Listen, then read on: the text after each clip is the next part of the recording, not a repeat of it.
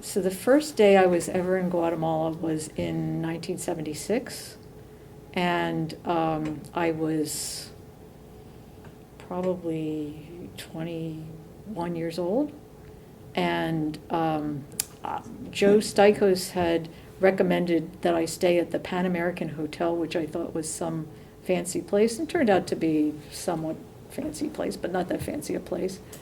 And I went there, and I thought it was the best thing I'd ever done to go there, but I was, just because it was new and different, and I'd never been anywhere aside from Canada. So it was fantastic. But on the other hand, I didn't have much money. I had $730 for the whole summer for 3 months in Guatemala. This was 1976, Okay, right? okay. So I had to figure out really quickly where I could stay because this hotel cost vastly too much. So I went traipsing around, looking at all different kinds of pensions. And, I think the good thing is I had a really open mind. Somehow what happened then was, this has always happened to me, when I'm in another country, I don't have the same set of expectations. I just don't. I don't know what it is, but so I think if my parents had seen some of the places that I looked at and the places I stayed, they would have died. And if I now saw my daughter going and staying in some of those places, I probably would die. But nonetheless, I took up residence in this pension that was really this very old building, and settled in and tried to figure out how things were going. And so it was very exciting, but somewhat worrisome at the same time. But I thought, okay, I can deal with this. When I started out, because of Guatemala, I think my fundamental interest became economic development and its consequences for fertility, but also for child health. And so I started doing a lot of work on child health issues, child mortality first, and then broadened out to child health. And my first set of projects that were really my own, as opposed to projects I shared with other people, had to do with experimental studies that had been done on child nutrition and family planning, such as the study that had been done in Guatemala that I originally went to work on.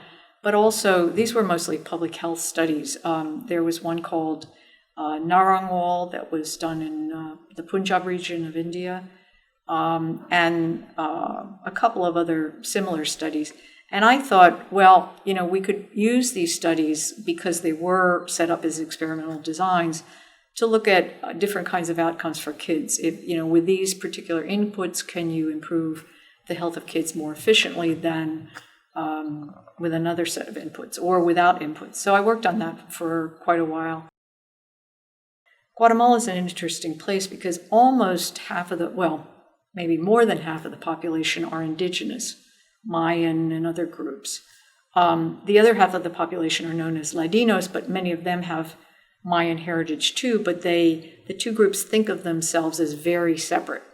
Okay, so, and from a social stratification point of view, the Mayan population has been has been confined to the very poorest ranks of society for quite a long time, and has maintained a real strong traditional medicine usage over time. And one of the issues was the feeling that at that time, so this was the early 1990s, that the Mayan population, this was a strong feeling in Guatemala, that the Mayan population really wasn't taking advantage of the biomedical health services that were available and wasn't that interested in them.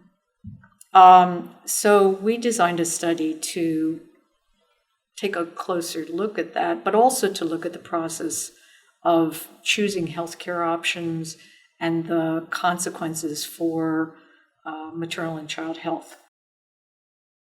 Like a lot of demographers, I don't fit neatly in, say, a sociology. I'm not the main figure in a sociology department or in an economics department or in some other department, because I'm also interested in other things that aren't specific to the disciplinary ideology, and sort of, I don't always toe the line of what's within and what's without sociology.